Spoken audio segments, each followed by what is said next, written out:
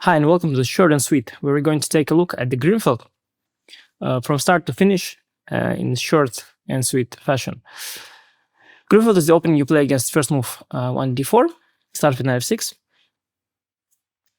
The main idea is after c4 we go for g6, knight c3, and hit white in the center with d5. So let's start from this position. I cover in this short and sweet course a lot of different options, and I present you some of the main ideas and the most beautiful or the most instructive of the variations. Of course, we don't have the time, unfortunately, to go through everything and cover it all in great detail. And also, some of the variations of Gryunfeld I wasn't able to cover. So I'm covering a lot, but not unfortunately not everything. I do look at a bunch of moves here. So bishop f4. This is a big system. Bishop g7. Knight f3, castle e3. This is an inaccurate move order, the most natural move order though. And I want to show you why that's inaccurate. We hit white with c5, this thematic Gryunfeld push challenging the center. And if dc5, knight e4.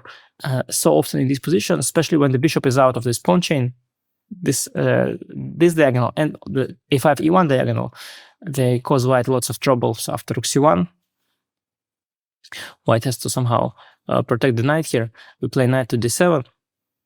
cd, white is up 2 pawns currently, but queen a5. It's our time to start cashing in. So here we have an unpleasant x-ray. Knight d4, we take on c3, bc, and now we take the a2 pawn, c6, knight c5.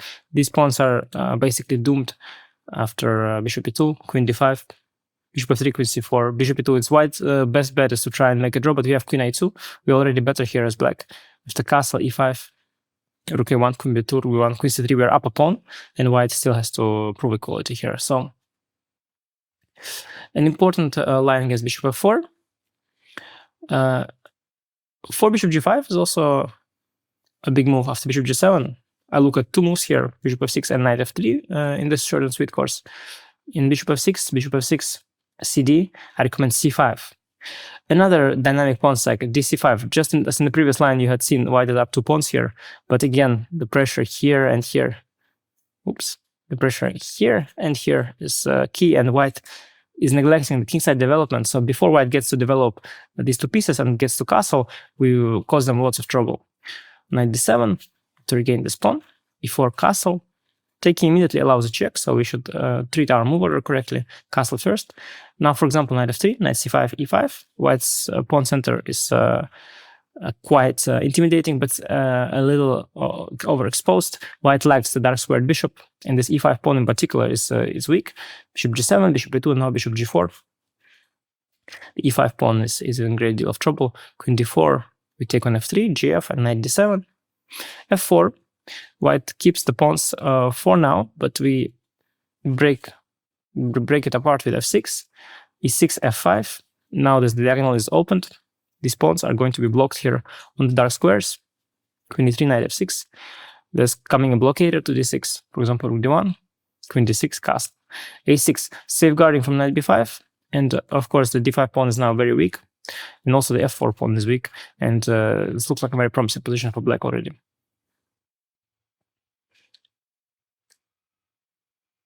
Five knight f3 is another move. So this position can arise from different move orders. It's a so-called Petersen system. Here I recommend knight e4, bishop f4, knight c3, bc. Now in the course I give two options. The more solid c5, and the more funky dc. I'm looking at dc here. The more fun of the two moves. e4. e4 is one of the most critical moves. I played it myself, in fact, against youngsters of Duda with white. b5, a4, c6, and h4. This was my idea against Duda. He kind of fell for the main idea. He went bishop g4, h5, bishop h5, and I sacked on h5 with the rook. Actually, I was excited about the exchange sack, but Duda played well, and in the game it transpired to me that the position is not clear at all, and white is by no means better here. The game was very ups and down, ended in a draw, I believe, but it was at some point I was worse, some point I was better. It was a total mess. I recommend, however, h5, a cleaner solution. Now white's point is queen b1, a6, and white can regain the pawn here. We collect the bishop, white collects the knight, and now the reason why white included the move h4 is that now after bishop h3, which is our idea, at least they can take with the rook, But we take it the bishop on b8, and after queen a2 castle queen c4, white is up a pawn, but the king is in the center. Well, that will be solved, but the main issue is the rook on h3. The rook on h3 is surprisingly misplaced. It really has to be somewhere on this part of the board, on the queen side, but it's stuck there on h3, and after a5, king f1, rook b1, followed by queen b6, and eventually the a pawn, it's quite an asset. The c3 pawn is weak. The rook on h3 just cannot get into the game so simply. So yeah, it's a little interesting fun fact about bishop g5. Knight f3, bishop g7. Now I look at queen b3 and h4 in the short and sweet. So if h4, this is a trendy system. White's intends to take and go for h5. Modern kind of play. These h4, h5 ideas are very, very much in fashion these days. I recommend dc, e4, c5, d5, and b5. And after h5, which is white's main move, to try and distract the knight from center, to take the b5 pawn, we do that, take with the knight on h5, not going for the old main move with castle, which is very messy. I like this knight h5, give the b5 pawn, and now, thanks to these open files and diagonals, we have lots of counterplay. A very instructive line is the one I'm going to show you here. Beautiful line is queen a5 check, knight c3, knight d7, bishop d2, rook b8. Rook belongs on this open file, of course. Queen c2, bishop a6. And now white has to already be very careful. If they play the naive bishop e2, suddenly we have a beautiful trick knight f4. It's the one I wanted to show you. Very instructive. If bishop f4, then the point is that after rook b2, these two diagonals, constantly a theme in Grünfeld. Now they come together nicely and we win the queen on this tactic.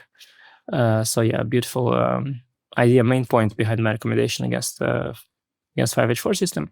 Against 5 queen b3, I recommend something funky too. Take on c4, bishop e6. It's pawn sacrifice. Queen b5, and c6, bishop d7, queen b7. Sorry, queen b5, bishop d7 first, of course. Queen b7 and now knight c6. e4, e4 is not the right move, but let's look at why. Rook b8, queen a6, castle first. We don't need to rush knight b4 just yet. And if queen d3, knight before queen d1. This happened in an old correspondence game when the computers were very weak. And black has a very, very powerful play here. c5, dc, bishop to g4. Knight c2 will be a problem also in endgames. So the game went bishop f4. Not a great move, greedy. But we ignored the rook, queen a5, bishop b8, knight e4. Again, these diagonals. A constant theme in the Grünfeld, knight e4, knight c2 check, king e2, knight d4, king e3. And here black should have continued the king hunt in the corresponding game. They took with the rook on b8, then queen d4 happened, and white somehow survived, but knight f5 check was the way to go, king f4, h5, and the modern computers, of course, rightly show that the king on f4, it cannot survive. White's getting mated here sooner or later. Yes, of course, there's a lot more variations, a lot more to this, but this is sort of the highlights. For cd, knight d5, the so-called exchange variation. Here, e4 is the main move. White can also play bishop to d2, intending to take on c3 with the bishop. And here I recommend this move c5, this funky idea, also quite fresh. dc bishop to g7. Queen b3 is very critical at first, looks critical at least, and it's suggested by weak engines very often. And they miss this beautiful point, bishop e6. In fact, this has happened in the game Asaobaeva against Vaishali Olympiad in Chennai. Vaishali was very well prepared. She knew the sack, queen b7 and castle, queen a8 and queen d7. Queen is trapped. We will collect the queen for 2 rooks, and we are much ahead in development, and the rooks have no open files here. So black was already better. e4, knight b4 happened in the game, bishop b5, knight h6. The queen was anyway doomed, so queen f8, king f8. Rook d1, white also played not so bad, managed to not lose immediately. I6, bishop h6. Clever idea to trade the pair of bishops. Queen c8 takes, king g7, bishop c6, queen c6, knight e2. And now not just recapturing the pawns, which would be leading to equality, but accurate bishop c4 first. Castle knight a2. If knight a2, then bishop e2 is a problem. Rook e1, and now keeping the knights on the board. It's important to keep both these light pieces alive to keep the pressure. If we trade the light pieces and only remain with the queen against the rooks, then we will be the ones suffering. But with this pieces, white rooks having no clear targets, and not being able to use open files properly, black is better. After we took queen c5, yeah, Vaishali was better here according to computer, with active pieces and all kinds of threats here against weak pawns. 5 e4 is the main line, knight c3 bc, bishop g7. Here again a big branching out. Knight e3 c5 rook b1 is one of the dull lines. I wanted to also show you one dull line in a row, so that you know that it's not all fun and games. There are some of the variations where white really plays very solid, and black plays very dynamic, and as a result of that, just like giant vacuum cleaner situation happens. Everything gets traded. For example, here after castle, bishop e2, takes take, queen a5, bishop d2, queen a2, castle, bishop g4, the main line. Now in the old main line with bishop e3, knight c6, d5. I recommend this fresh, well, relatively fresh idea, knight e5. Knight a5 is the old way to go, knight e5 is the modern way. Rook b7 and now a5, q7 and a4. We just push the pawn, don't care about pawns on the king side. And now after bishop d4, we can trade lots of pieces, take everything on f3, take everything on d4, a3, d6, queen b2, and as you had seen, everything's trading off the board, and we get an equal rook endgame in the end. So that also happens if white plays like this. Not the highlights of the course, but it's also there. Again, some of the lines, black has to play dynamic, and stuff gets traded. 8 bishop b5 check is also a very solid system. Knight c6, castle, castle. I explained in the course why d5 is not ideal here. In short, we'll target the bishop on b5 and not lose the pawn here on the piece. Don't worry. So something like this is the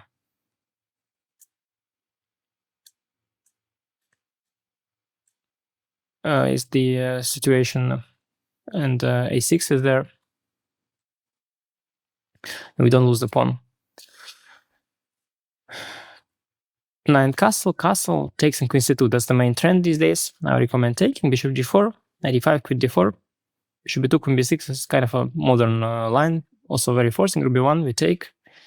White needed to protect this bishop because knight g4 would fall into queen b2.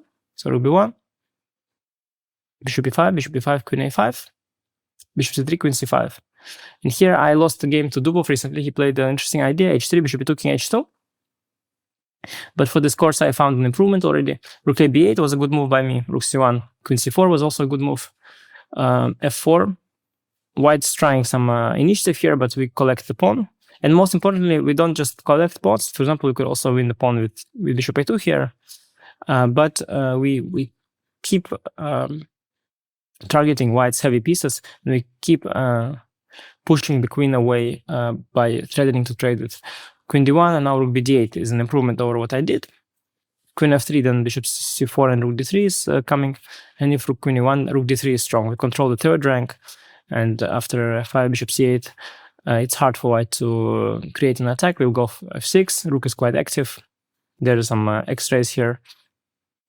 In position is fine for black completely, according to computers. So I was close to neutralizing this idea. I made a bunch of good moves: rook b1, queen c4, queen a2, rook b8, sorry, queen c4, queen a2. But yes, starting with rook d8 before going bishop c4 was a little easier. These are the relatively solid lines for white. A lot more dynamic play happens in the other lines. For example, in 7 bishop e3, c5. Now, one option is rook c1, castle, queen d2, and e5 is what I recommend, blasting, intending to blast open the center. But if d5, then we go knight d7, f3, and f5. Also very dynamic play, as you will see. For example, knight h3, I recommend knight b6, bishop c5, and fe, exchange sacrifice, before white gets to castle once again. This is a big theme in the Grünfeld. We play very dynamic, so that means we play quickly. We don't make a lot of defensive moves. We play offensively. We break through in the center. We open position before white gets time to castle the king. So that often leads to very interesting positions where we are attacking early on. For example, here after bishop f8, queen f8, knight g5, ef, gf, and e4. blasting open more files and diagonals. We are already down an exchange, but nobody's counting.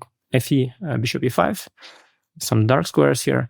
Rook c2, queen f6, rook g1, bishop f4, first misplacing the queen to g2, and now just bishop d7, bringing the last piece into the game. The white king is hopelessly stuck in the center. There's no castling. I mean, not even close. White cannot castle. Both rooks have already moved, and there's no safe place on the board for the king. Bishop d3, rook f8. Computer maintained balance here with white, but in human terms, although white is up a pawn and a rook for a bishop, king is yes, in great danger here, and forever weak. Our king, meanwhile, is very safe and sound here. And that's 8 rook c1. If 8 knight f3, bishop g4 is the move, I recommend the spin. Queen a4 check. This has been played in the game between Pragnanda and Adiban. Adiban was very well prepared. He played knight d7, bishop e2 castle. Prag played rook d1, intending to meet knight b6 with queen b3, so overprotecting d4 pawn. Now Adiban played takes and knight f6, hitting the e4 pawn. Strong move. d5 and now b5. Another typical dynamic move. Before white castles short, again, that is the right time to hit them, distract them from finishing development. Bishop b5, now rook b8, threatening to take and take here. Then bishop c6, then knight h5, queen a7, white collected 2 pawns, but after takes and queen d6, suddenly the dark squares are very weak. The king is weak as well. And after castle, queen f6, yeah, lots of threats here incoming, and white can maintain balance here, but Prag didn't manage and lost to Adiban here, I believe.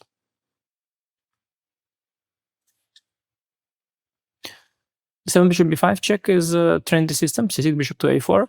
Now I recommend something completely new. Queen a5. Very interesting idea I found. Didn't know this idea before. Computer pointed out to me. I really like it. 92. The point is bishop g4. Provoke f3. They'll go to d7. Castle and now c5. We'll be welcoming the trade. We'll have play on the c file. Knight can later come to c4. Typical Gryfel play, keep pressure on the d4 pawn. If bishop b3, then takes bishop b5. Knight suddenly gets pinned by this diagonal. More efficient than here. No pawns can block this. If bishop b3, knight c6. Pawn is under big pressure. Rook f2 castle. I really like black's position. Going to attack this pawn. The bishop is applying pressure on the knight. Yeah, cool. A new way against bishop b5 check. Main line is bishop c4. Well, classical line, so-called.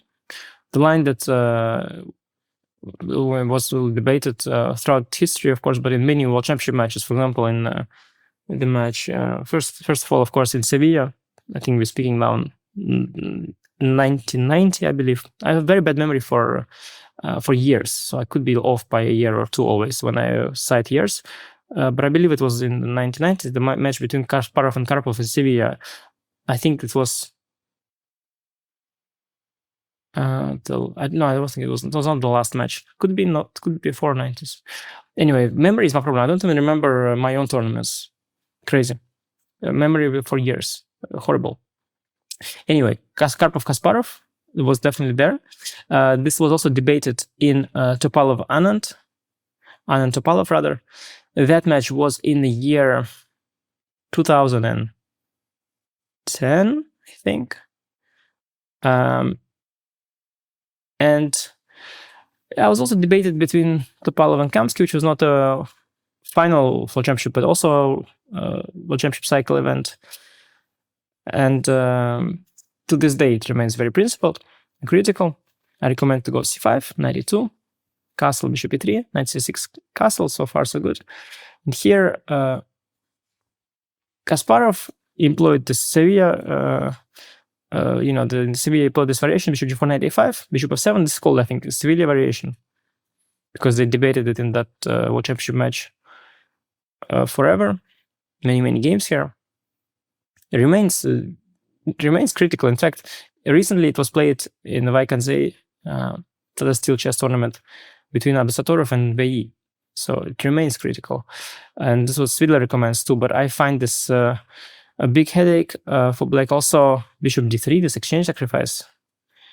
Extremely dangerous. Many high-level games here, games between Topalov and Shirov and all of these players around the year 2005, I believe. All the top players were all debating this position.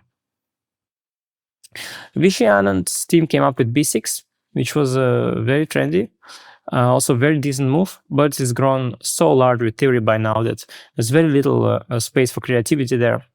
So finally, I decided to recommend a system which has always been there, but stays somewhat under the radar: development of the bishop to d7, with bishop g4, f3 included, and without. I cover both the systems in the course. They're very similar, in fact. Here we'll see one line where f3 is nice to provoke. So bishop g4, f3, bishop d7, rook b1, the main line. The point is, one of the main points is that queen d2, the most natural move, can be met with queen a5. So you want to take on d4 and trade queens. These endgames are often comfortable for black here, especially with knight on e2 being passive. So the main line is rook b1, queen c7.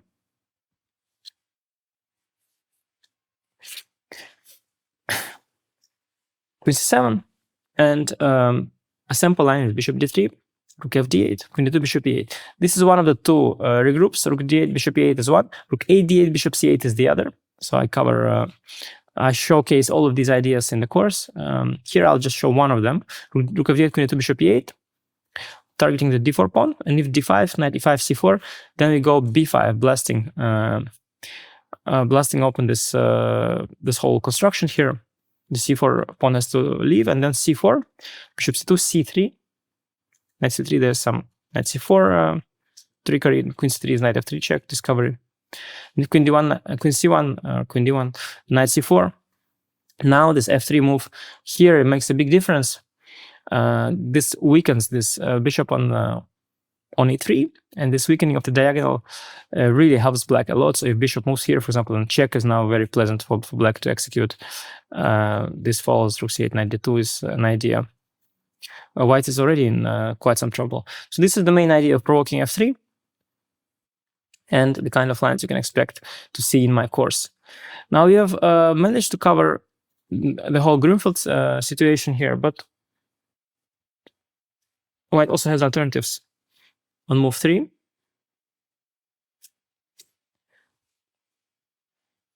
And on move 2, in fact, which we'll cover briefly. So first of all, on move 3, there are a few systems that discourage d5. When knight is not on c3, d5 is not great, because after c knight d5, let's say e4. Here also h5 looked interesting, but in general also e4. The point is that we cannot take the knight on c3. Bishop g7 is what I recommend, knight c3 and c5. I recommend the Benonis against many of these setups, because in Benoni the h4 move is very questionable. Not sure it's useful at all. d5, d6, e4, e6, bishop e2, take, and this is White's main setup. In fact, bishop e2, ed, and this intending h5.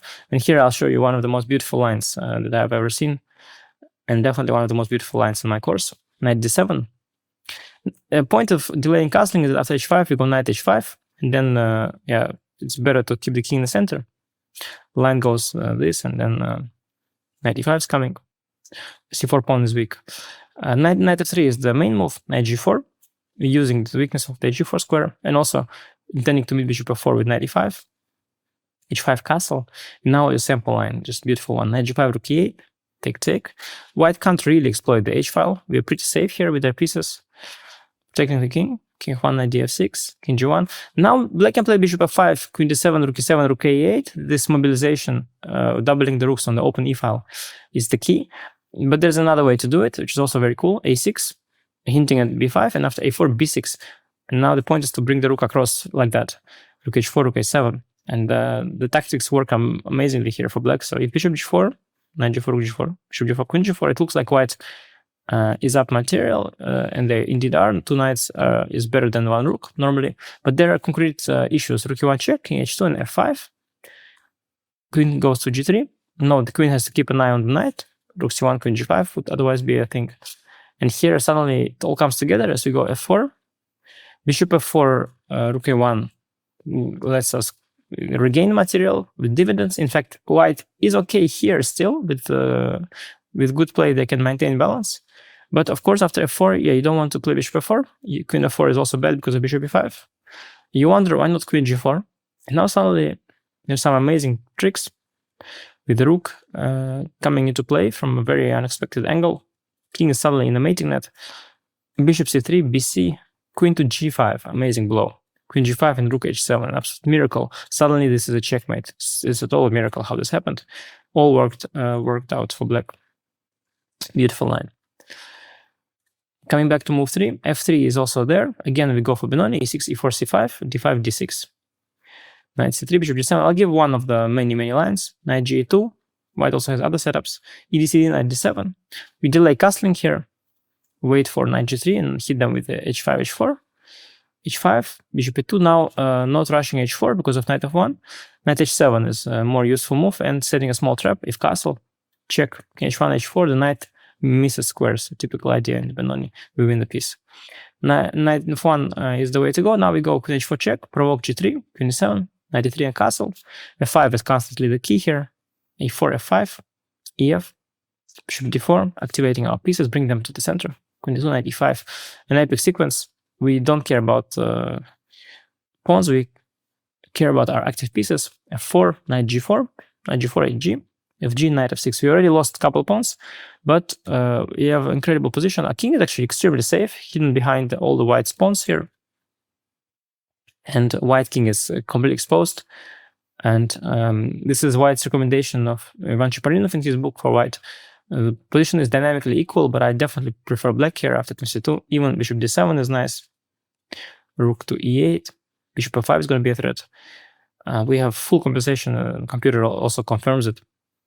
I don't know why would you be unhappy here as black. And that's for 3f3. Against knight f3, bishop g7, e3, castle, bishop e2. I also recommend the Benoni with c5, d5, e6, knight c3, d6. So as you can see, there are 3 lines in the course where Benoni is the recommendation, because white provokes us either with f3 or e3 or h4. All these moves are very bad against the Benoni. For example, here after castle, e d c d, knight d2, rook e8, knight d2, knight a6, knight c4, knight c7, a4, b6. White needs to get this e4 move anyway, so they waste time with f3, bishop a6, e4. Now basically we have a position from a Benoni, a theoretical position with white being literally down a tempo. I think this position with white to move simply exists. But here we take on c4, get rid of this bishop. It's key to get rid of the bishop very often in the Benoni. It's surprisingly a bad piece. It's in the way always. And in general, Benoni is a structure where white has a little bit more space in the center, so trades are usually good for black. So we trade here, and then knight d7 is fine, but a6 is also good. Bishop g5, h6, bishop h4, and queen d7. Preparing b5. I faced this against Carlsen, who played Benoni against me once in a rapid game. This was one of the matches where he played really well, and this match I lost without the fight, unfortunately. I had my better matches. There was one match that I managed to beat Carlsen. A couple matches where I put up a good fight. This was one of those where I did not. He played really well. I had the position from normal Benoni with I had extra tempo with king on h1. But I fell for the positional trap, so I went queen d3, trying to stop b5. Now knight h5 is a big problem. Knight f4 comes, and b5 comes with even greater strength. And if f4, which is of course what you assume, suddenly queen g4 is a problem. f4 is hanging. The white has to lose the bishop with a move like bishop g3, but then, this bishop unopposed is a monster. So these are the 3 Benonis. Against g3, I recommend c6, bishop g2, d5. Cover a bunch of things. One of the highlights of the course is after queen a4, we go bishop g7, cd, and sacrifice the pawn. Castle, this is all known. The theory says that e4, cd, e5 is interesting for white, but here I recommend the very fresh piece sack, knight e4. Knight is actually trapped here, but we do that on purpose. f3, bishop d7, queen 3, and now incredible sack, knight d6, ed. And just a full piece, but the king in the center is stuck. And a great demonstration of our main point is that after knight e2, rook e8, knight c3, knight c6. It seems that white can castle. White has a full piece up. The pawn on d6, of course, doesn't play any role. But the key is that here, somehow it all hangs. We have b5, and we regain the piece. And we are having a very good position here. 5 knight e3, bishop g7, castle. Castle is the main tabia. Here I look at a bunch of options. Let's look here at a couple of them. If knight c3, then take on c4. This is pawn sacrifice has been introduced by Carlsen, but Alireza showed a nice way to play against it. e4, b5, queen e2, a5 he played. Rook d1, knight d7, d5, And here Alireza sacrificed the piece with CD, e5 and b4, ef and just knight f6. Alireza even won the game. Black's position indeed, it looks pretty good to me. Knight b5, e6, e4, bishop d7, bishop e3. Now the main line takes on b5, queen b8, knight d4, e5 can be met with knight c6. So you play rook e8, prepare e5, and after b3, e5, knight c6, queen b5, knight e7, queen b7. This sort of semi-forced line continues. bc, rook a7, take on a7, queen a7, cd, e4. Black is still doing well material-wise. 2 pawns and the knight for a rook. I don't see any problems with Black's position. And here too, we had in fact 3 pawns for a piece, which is perfect material balance. Imbalance, but balance. 7b3 is another move. Now bishop f4 is what I recommend. Bishop b2, knight d7, knight c3. And here, something a little less fresh and trendy, but a good solution that Vishy Anand introduced already in 2013 against Magnus Carlsen in the World Championship match. DC, BC, knight b6. So sometimes, the digging up old gold is the way to go. c5, knight c4. And Vishy was doing well. Main line goes queen b3, bishop e6, knight g5, queen d4. We won a pawn, knight d6 fe, knight e4, knight b2, knight b2, knight d7, the most accurate. And after queen e6, king h8, knight d3, knight c5, knight c5, queen c5. We are up a pawn, but white is super solid opposite color bishops. It's hard for us to get these pawns going. Position is not better for us. Of course, also not worse, but it's the dynamic quality here. A very smooth solution by Vishy Anand against this once popular system. Finally, I would like to show you a couple sidelines on move 2. In the course, variations without c4 is a big chapter. One of the one of large chunks of work was spent on that, because white can play different ways here without entering the Gryfeld. I'm going to look here at a couple of lines. Bishop g5 to Trompovsky. Here g6 is hard to recommend because white can take, and then we don't get to enjoy the bishop on diagonal. So d5 is what I recommend. And here I'll show the line that Prague played against me recently. Crazy story. I wrote down the entire line for the course just not too long before the tournament.